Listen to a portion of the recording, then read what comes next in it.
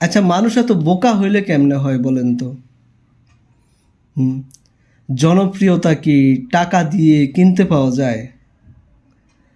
আপনাদের কাছে জনপ্রিয়তাটা মনে হচ্ছে টাকা, মানে 5 বছরের জন্য জনপ্রিয়তা আপনারা টাকা দিয়ে কিনে নিচ্ছেন, সেটা বুঝাচ্ছেন আপনারা।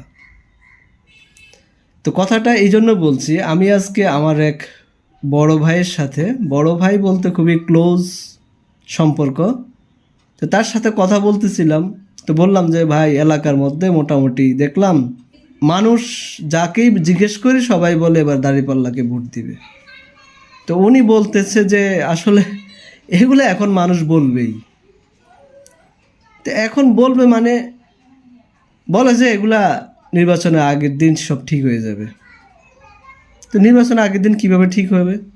সবার পকেটে পকেটে টাকা গেলে সব ঠিক হয়ে যাবে। তো উনি যে জনপ্রিয়তাটার কথা বলছে, এটা কি জনপ্রিয়তা বলে?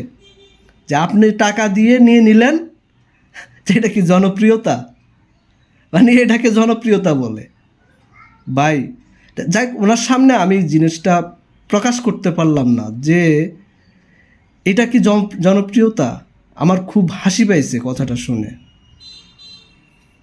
ঠিক আছে, তো বিএনপির ভাইয়েরা বুকের মধ্যে এই জিনিসটাই ধরে রাখছে যে আগের দিন হয়তো টাকা দিয়ে তারা ভোটগুলো কিনে নেবে।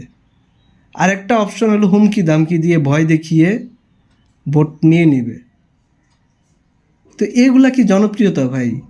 এগুলা যে কাল হয়ে দাঁড়ায়, এটা কি আপনারা বুঝেন না? এগুলা কি হাসিনার কাল হয়ে দাঁড়াইছে না? তো এখান থেকে কি আপনাদের শিক্ষা নিতে হবে না আমাদের? হ্যাঁ, এখান থেকে কি আমাদের শিক্ষা নিতে হবে না? কবে শিক্ষা নিব আমরা ভাই?